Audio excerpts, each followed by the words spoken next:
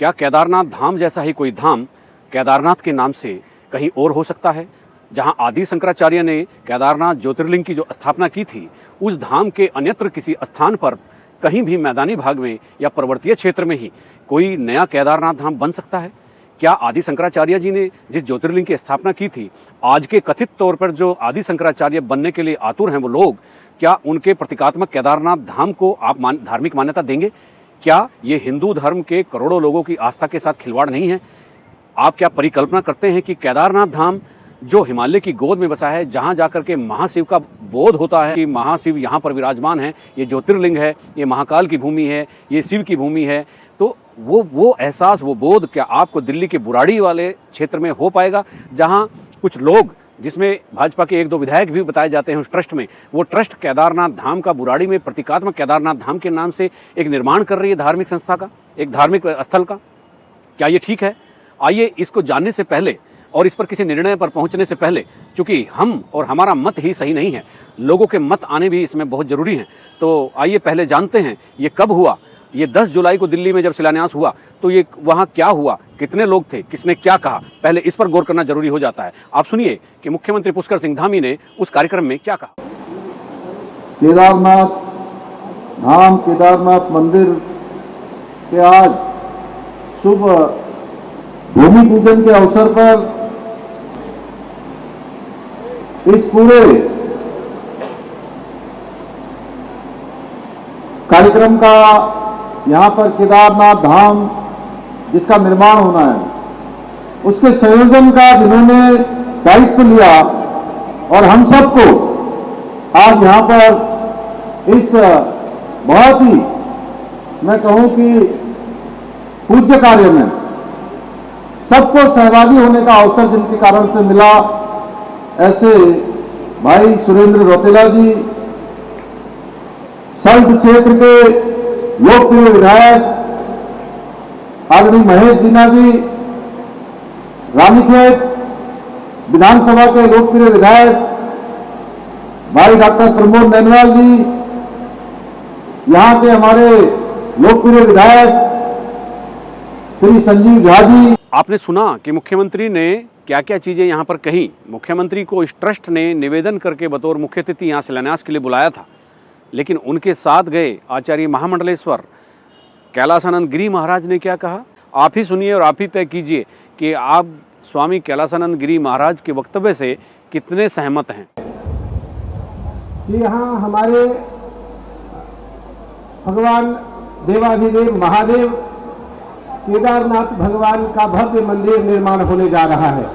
कि पुण्य का उदय का फल है कि आज हमारे देवाधिदेव महादेव भगवान केदारेश्वर, भगवान केदारनाथ जी का भव्य मंदिर का निर्माण यहां होने जा रहा है। और भागवत जी, शिव पुराण, रामचरितमानस, सब में महादेव की जो वर्णन है, महादेव की जो ख्याति है, महादेव का जो स्वरूप है, वो उत्तराखंड, क्योंकि देवभूमि है और देवभूमि के नेतृत्व करने वाले हमारे अत्यंत प्रिय आदरणीय मुख्यमंत्री जी यहाँ आ चुके हैं। जयति योग प्रमाण विषय, शिव पुराण का वाक्य है कि जब करोड़ों करोड़ों जन्मों का भाग्य उदय होता है, तब व्यक्ति को ऐसे कार्य करने का और कार्य में आने का अवसर प्राप्त होता है। और बुराड़ी में जब ये धार्मिक कार्यक्रम आयोजित हो रहा था, उसके बाद विवाद शुरू हो गया, और विवाद शुरू होने के बाद केदारनाथ धाम में तीर्थ पुरोहित, पंडों, हकूकदारों ने हड़ताल शुरू कर दी, धरना और प्रदर्शन शुरू कर दिया। हिमालय की जिन वादियों में शिव के जयकारे, घंटियों की आवाज़, आरती की आवाज़ सुनाई देती थी, वहाँ विरोध प्रदर्शन के पूरा केदार धाम शोरगुल हो गया। तो केदारनाथ के पुजारी ने क्या कहा, ये जान लेना बहुत ज़रूरी हो जाता है। आप भी सुनिए पुजारी का मत क्या है और क्या आप उससे सहमत हैं। हम इस दिव्य धाम में 12 ज्योतिर्लिंगों में से केदारेश्वर ज्योतिर्लिंग का दर्शन कर रहे हैं। ये अनादिकाल से यह दिव्य स्थान यहाँ स्थित है और जो ये दिव्य यात्रा है, युग युगांतरों की यात्रा है। सतयुग में नर नारायण ऋषि ने तप किया, त्रेता युग में स्वयं भागीरथ जी ने तप करके अपनी जटाओं में स्थिर करने के लिए भगवान शिव से प्रार्थना करी और अपने पूर्वजों का उद्धार किया। द्वापर युग में स्वयं श्री कृष्ण जी ने और पांडवों ने इस दिव्य भूमि की साधना करी और अपने जीवन का कल्याण किया। इसी तरह से कलयुग में कई संत मनुष्यों ने इस दिव्य धाम में साधना करके भगवान के उस दिव्य तत्व को प्राप्त किया। यह अनादिकाल से स्थित यह दिव्य मंदिर है और इसकी महत्ता और इसकी अखंडता हमेशा इसी तरह से बनी रहे। भगवान श्री केदारनाथ जी सबको सद्बुद्धि दें और उनका कल्याण करें। जो दिव्य स्थान है उसका किसी तरह से भी धार्मिकता को इसकी खराब न करें और यहाँ की महत्ता को बना के रखें। इसके बाद राजनीति शुरू हुई और राजनीति ऐसी शुरू हुई, कांग्रेस ने इस मुद्दे को लपक लिया। अभी उपचुनाव में बद्रीनाथ जीतने के बाद केदारनाथ पर निगाह लगी है कांग्रेस की और इस मुद्दे को एकदम उछाल दिया कांग्रेस ने और प्रेस कॉन्फ्रेंस करके पूर्व प्रदेश अध्यक्ष गणेश गोदियाल ने कहा कि इसके विरोध में वो पद यात्राएं निकालेंगे। मामला यही नहीं रुका। जैसे ही केदारनाथ के प्रतीकात्मक धाम की बात बुराड़ी में आई और मुख्यमंत्री स्वामी कैलासानंद और तमाम जो लोग वहाँ पर मौजूद थे, जब ये कार्यक्रम की खबरें बाहर आई तो पुराने 2015 में मुंबई में तत्कालीन मुख्यमंत्री हरीश रावत ने जो बद्रीनाथ मंदिर का जो एक शिलान्यास किया था, जिसमें तत्कालीन हरिद्वार सांसद रमेश पोखरियाल निशंक भी मौजूद थे, उसकी बातें भी भाजपा ने उछालनी शुरू कर दी और भाजपा की तरफ से ये कहा गया कि कांग्रेस के लोगों ने भी तो ये किया था। यानी भाजपा के लोग अपनी गलती को तो गलती मान रहे थे या नहीं मान रहे थे, ये अलग बात है, लेकिन वो हरीश रावत पर उतर आए। राजनीति और तेजी के साथ शुरू हुई। भाजपा ने ये पत्ता फेंक दिया कि 2015 में मुंबई में बद्रीनाथ मंदिर का एक शिलान्यास हरीश रावत ने किया था, लेकिन भाजपा वाले इस बात पर कुछ नहीं बोले कि वहाँ पर उस समय रमेश पोखरियाल निशंक भी थे, पूर्व मुख्यमंत्री उत्तराखंड। और साथ ही राजनीति शुरू हुई तो स्वामी अविमुक्तेश्वरानंद भी आ गए और उन्होंने अपनी बात कही। श्री गुरुभ्यो नमः। ये जानकारी मिली है कि कुछ लोग उनके जो भी कारण हो, उन कारणों से भगवान श्री केदारनाथ जी, जो कि हमारे 12 ज्योतिर्लिंगों में से एक हैं और केदारम हिमवत पृष्ठे कह करके जिनको हिमालय में जिनका पता बताया गया है, उनका मंदिर दिल्ली में बनाना चाहते हैं। ये उचित नहीं है। हम ऐसे सभी लोगों से कहना चाहेंगे, अगर वो श्रद्धालु हैं तो उनको हम बताना चाहेंगे कि आपका ये कार्य उचित नहीं है। आप भगवान शिव का मंदिर कहीं भी बनाएं, उसमें किसी को आपत्ति नहीं है। विधि विधान से बनाएं, प्रतिष्ठा करें, पूजा करें, अर्चना करें, आशीर्वाद प्राप्त करें। लेकिन जो मंदिर जहां है उस मंदिर की प्रतिकृति बना करके और ये कहना कि वहां जो नहीं जा सकते वो यहीं आकर के पूजा कर लें और उनको फल मिल जाएगा, और जैसा मंदिर वहां पर बना है वैसा ही हूबहू बना करके कहीं पर खड़ा कर देना, ये उचित नहीं है। जैसे जो कोई अपराधी किसी का वेश धारण करके अगर किसी के सामने पहुंच जाता है और वहां पर ये कहते हुए कि मैं वही हूं कार्य करता है, तो वो जैसे अपराध माना जाता है, उसी तरह का ये कार्य है। ये ठीक नहीं है। और शास्त्रों में, शिव पुराण आदि में जहां पर यह बताया गया है कि केदारम हिमवत पृष्ठ है, इसका मतलब केदार जो है हिमालय के पृष्ठभाग में है। तो जो पता हिमालय का बताया गया है, अब वो पता दिल्ली का कैसे शास्त्र में हो जाएगा? तो ये लोगों में बहुत बड़ा भ्रम उत्पन्न करेगा। इसलिए इस तरह का कार्य करना उचित नहीं है। केदार घाटी के हमारे जो श्रद्धालु इस बात का विरोध कर रहे हैं, वो बिल्कुल सही कर रहे हैं। और आगे जब जब किसी भी शास्त्र की दृष्टि रखने वाले व्यक्ति को इस बात का पता चलेगा तो वो भी निश्चित रूप से कहेगा कि ऐसा न किया जाना चाहिए। इसीलिए हम आप सबसे अनुरोध करना चाहेंगे कि इस तरह के विचार को त्याग दीजिए। किसी और रूप में, किसी और नाम से भगवान की आप आराधना करिए, वहां पर बहुत दिव्य भव्य मंदिर बनाइए, उसमें लोग आकर्षित हों, उसमें कोई बाधा नहीं है। लेकिन केदारनाथ या केदारेश्वर के नाम से अगर आप कोई मंदिर बनाते हैं और कहते हैं कि जो केदारेश्वर हिमालय वाले में नहीं जा सकेगा वो यहीं आ जाए, इस तरह की जो बात है वो बिल्कुल अनुचित है। इसको त्याग करके इस विचार को भगवान की आराधना के लिए जो सही मार्ग है उसको सब लोगों को अपनाना चाहिए। इसके बाद जब धर्म क्षेत्र के लोग यानी केदारनाथ मंदिर के पुजारी, इसके अलावा शंकराचार्य अविमुक्तेश्वरानंद, ये सब जब इसके विरोध में आ गए तो दक्षिणकाली पीठ के पीठाधीश्वर और निरंजनी अखाड़े के आचार्य महामंडलेश्वर कैलासानंद गिरी महाराज ने, आप भी देखिए कि यहाँ इस पूरे मामले को लेकर मुख्यमंत्री का बचाव करते हुए कैलासानंद ने क्या कहा। केदारनाथ धाम ट्रस्ट दिल्ली के तत्वाधान में केदारनाथ मंदिर का निर्माण किया जा रहा है और उस मंदिर का निर्माण एक प्राइवेट व्यक्ति के द्वारा किया जा रहा है, जिसका उत्तराखंड सरकार से, उत्तराखंड के शासन से किसी प्रकार का कोई लेना देना नहीं है, कोई संबंध नहीं है। क्योंकि मैं भी उस कार्यक्रम में उपस्थित था और वह एक सुरेंद्र रोतेला जी मेरे भी दूर से परिचित हैं और मुझे भी उस कार्यक्रम में उन्होंने बुलाया था। उस कार्यक्रम में उत्तराखंड के यशस्वी मुख्यमंत्री पुष्कर सिंह धामी जी मुख्य अतिथि के रूप में थे। बहुत सारे महात्मा, बहुत सारे साधु संत, बहुत सारे राजनेता, बहुत सारे मीडिया के बड़े जर्नलिस्ट उस कार्यक्रम में उपस्थित थे। मैं इस बात को स्पष्ट करना चाहता हूं कि केदारनाथ मंदिर का निर्माण कोई भी कर सकता है। केदारनाथ मंदिर के नाम से मंदिर का निर्माण किया जा सकता है। जहां रहा केदारनाथ धाम, तो धाम तो केवल उत्तराखंड में 4 ही है हमारे। केदारनाथ धाम है, बद्रीनाथ धाम है, गंगोत्री धाम है और यमुनोत्री धाम है। उसके बाद जो भारत में 4 धाम है वो एक सबसे पहले केदारनाथ धाम है, रामेश्वरम धाम है, द्वारकानाथ धाम है और जगन्नाथपुरी धाम है। ये 4 धाम है। इन 4 के सिवा 5वां धाम भारत में नहीं हो सकता है और इन 4 के सिवा, उत्तराखंड के सिवा अलग राज्य में कोई और धाम नहीं हो सकता है।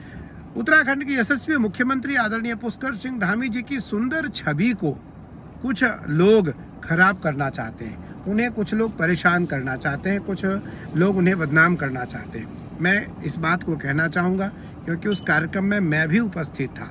मैं पुनः इस बात को दोहरा रहा हूँ कि उस व्यक्ति से या उस संस्था से उत्तराखंड सरकार का कोई संबंध नहीं है, उत्तराखंड सरकार का कोई लेना देना नहीं है। मामला जब बढ़ने लगा तो मुख्यमंत्री ने प्रदेश कार्य समिति की बैठक में बहुत कड़ा वक्तव्य दिया, अपनी मंशा जाहिर की। जो लोग धर्म के नाम पर, यात्रा के नाम पर और क्षेत्रवाद के नाम पर यहाँ राजनीति कर रहे हैं, शेर की खाल में छुपे उन भेड़ियों को ये सरकार बख्शेगी नहीं। कुछ लोग यात्रा को लेकर धार्मिक, क्षेत्रीय और जातीय भावना को भड़काने का कुत्सित प्रयास लगातार करते रहते हैं। कभी ऐसे लोग रजिस्ट्रेशन को लेकर झूठी बातें करते हैं। आपने देखा होगा जब एकदम से यात्रा अत्यधिक हो गई, उसके बाद ही रजिस्ट्रेशन लागू करना पड़ा। उसके पीछे केवल एक हेतु था कि यात्रा में आने वाले एक भी तीर्थयात्री, एक भी श्रद्धालु को कोई नुकसान न हो, सबकी यात्रा सुरक्षित हो, सकुशल वापस जाए। भाइयों बहनों, रजिस्ट्रेशन को लेकर झूठी बातें फैलाते हैं, कभी 4 धाम यात्रा के मार्ग को लेकर लोगों को भड़काने का कार्य करते हैं, कभी जातिवाद और कभी क्षेत्रवाद के नाम पर लगातार समाज को तोड़ने का प्रयास करते हैं। लेकिन मैं आज इस मंच से आप सबके समक्ष कहना चाहता हूं, जो शेर की खाल में छुपे हुए भेड़िया हैं, उनको ये बताना चाहता हूं, उनका ये प्रयास कभी हमारे रहते हुए सफल नहीं होगा। यहाँ पर जो ट्रस्ट वहाँ केदारनाथ धाम का प्रतीकात्मक निर्माण कर रही थी, उसके ट्रस्टियों ने देहरादून में प्रेस कॉन्फ्रेंस की। मेरा नाम सुरेंद्र रोतेला है। मैं श्री केदारनाथ धाम दिल्ली ट्रस्ट का अध्यक्ष और फाउंडर हूँ और मेरे साथ ये सुमन जी हैं जो कि देहरादून से बिलोंग करती हैं और तगड़ हम बैठे हैं शशि महल कोटनाला जी जो रिखिड़खा ब्लॉक बड़ी बिलोंग करता जी। श्री केदारनाथ धाम दिल्ली ट्रस्ट, देखिए जो हमने सुना कि कुछ लोगों को इसमें शायद आपत्ति है केदारनाथ धाम या केदारनाथ मंदिर को लेके। मैं पहले स्पष्ट करना चाहता हूं कि दिल्ली के अंदर कोई केदारनाथ धाम नहीं बन रहा है, सिर्फ केदारनाथ मंदिर बन रहा है। मैं खुद उत्तराखंड से बिलोंग करता हूं। अपनी संस्कृति की और अपनी धार्मिक भावनाओं को और अपने धर्म को आगे बढ़ाने के लिए, हिंदू और सनातन धर्म को आगे बढ़ाने के लिए हमने दिल्ली के अंदर केदारनाथ मंदिर की स्थापना करने का विचार बनाया और वही हमने उसको आगे लेके चला। मुख्यमंत्री के हस्तक्षेप के बाद ये मामला सुलझा जरूर, लेकिन कितनी देर तक सुलझा रहेगा? क्या ट्रस्ट केदारनाथ धाम के नाम के अलावा कोई दूसरा नाम प्रतीकात्मक केदारनाथ धाम को देगी? क्या केदारनाथ धाम नहीं बनेगा, केवल केदार बाबा का टेम्पल बनेगा? क्या होगा वहाँ? लेकिन फिलहाल इस मामले का पटाक्षेप सतही तौर पर तो होता दिख रहा है और वो पटाक्षेप भी हुआ। कल केदारनाथ धाम में एक बड़ी सभा हुई और सभा में वहाँ के पुजारी और तीर्थ पुरोहितों ने अपनी इस बात को स्वीकारा। मुख्यमंत्री जी ने हमें पूरा आश्वासन दिया है, श्री केदारनाथ धाम जो पुराने में बनने जा रहा है, ये नाम उन्होंने तत्काल हटा दिया है यदि रौतेला जी ने जबरदस्ती कर दिया है तो हम लोग कोर्ट भी जा सकते हैं और हम तब तक आंदोलन तोड़ेंगे नहीं जब तक जो है इन्होंने ये जो केदार का स्वरूप है और जो केदारनाथ के नाम से जो मंदिर फुराड़ी में बन रहा है तत्काल उनको ये स्वरूप बंद करना होगा। जो यहाँ का QR कोड नंबर उन्होंने रखा है वो भी उनको बंद करना पड़ेगा। और फिलहाल जो है हम माननीय मुख्यमंत्री जी ने जो हमें आश्वासन दिया है उनके आश्वासन से हम लोग जो है संतुष्ट हो गए हैं। मैं एक व्यक्ति होने के नाते ये जानने के लिए आतुर हूँ कि जो धाम होते हैं यानी केदारनाथ धाम, बद्रीनाथ धाम, गंगोत्री धाम, यमुनोत्री धाम, धाम को धाम के रूप में स्थापित करने का निर्णय आखिर किसके पास है? सनातन धर्म की रक्षा करने वाले आखिर अगर ये बता सकते हैं कि धाम की संज्ञा किसको होती है, धाम का नाम कौन दे सकता है? ये तो जो चारों पीठों के शंकराचार्य हैं पूरे देश में, जिनमें हमारे यहाँ से बद्रीनाथ भी शामिल है, तो उनके शंकराचार्यों के पास होना चाहिए। आप किसी धार्मिक स्थल को धाम के रूप में कैसे स्थापित कर सकते हैं? आखिर हमारे धर्म शास्त्रों ने किसको ये अधिकार दिया कि कोई किसी धार्मिक धाम की स्थापना करे? तो जो आने वाली पीढ़ियां 100-200 साल बाद आएंगी और जो भक्त होंगे, तो ऐसा कौन दावा कर सकता है, कौन इस बात की गारंटी लेगा वो चारधाम यात्रा में हिमालय की कंदराओं में बसे इन धार्मिक स्थलों के बजाय वहां जाना शुरू कर देंगे? इस बात की गारंटी कौन लेगा? आखिर धर्म शौक की चीज़ नहीं है, धर्म एक आस्था का विषय है। धर्म का अर्थ है धारणा, धर्म का अर्थ है धर्म माने धातु, धर्म का अर्थ है धारणा, यानी एक ऐसी धारणा जो स्पष्ट हो जाए क्या हमें धारण करना है, वही धर्म है। आप जो धर्म है, करोड़ों हिंदुओं की आस्था चारधाम यात्रा उत्तराखंड से जुड़ी हुई है, आखिर उसको विभक्त क्यों करना चाहते हैं? वो धाम नकली धाम आप क्यों बनाना चाहते हैं जब असली धाम यहाँ दुनिया के सामने है? ये एक बहुत बड़ा प्रश्न है और इस प्रश्न का जवाब राजनेताओं को, धर्मावलंबियों को और जो ट्रस्ट हैं, तथाकथित ट्रस्ट बीच में आ जाते हैं। एक ट्रस्ट बनाकर एक बारकोड जारी होता है और धर्म स्थलों का निर्माण होता है। क्या वो वाकई धर्म है? क्या हमारी ये धारणा बन गई है कि हमें यही काम करना है? और जो यहाँ आदि शंकराचार्य ने सब कुछ किया उसका क्या? तो क्या ये सही है? ये जवाब इन निर्माताओं को देना होगा जो इस तरह का प्रयास करते हैं, उन नेताओं को भी देना होगा, उन संतों को भी देना होगा जो इसके हिमायती हैं, और मेरे जैसे लाखों लोगों को भी देना होगा जो इन सब चीज़ों का समर्थन कर रहे हैं। मेरी ये निजी अभिव्यक्ति है, मैं ये जानने के लिए आतुर हूँ। अगर किसी को पता हो कि धाम की स्थापना का अधिकार किसके पास है, चारों मठों के शंकराचार्यों के पास है, जितनी मेरी जानकारी है, उनकी तो यहाँ कोई इन्वॉल्वमेंट नहीं है, उनकी यहाँ कोई भागीदारी भी नहीं है, तो फिर ये क्यों हो रहा है? आखिर हिंदू धर्म के साथ इस तरह का खिलवाड़ करने की जरूरत क्या है? आप शिवालय बनाइए, आप मंदिर बनाइए, आप केदारनाथ धाम को प्रतीकात्मक रूप में दिल्ली में क्यों स्थापित करना चाहते हैं?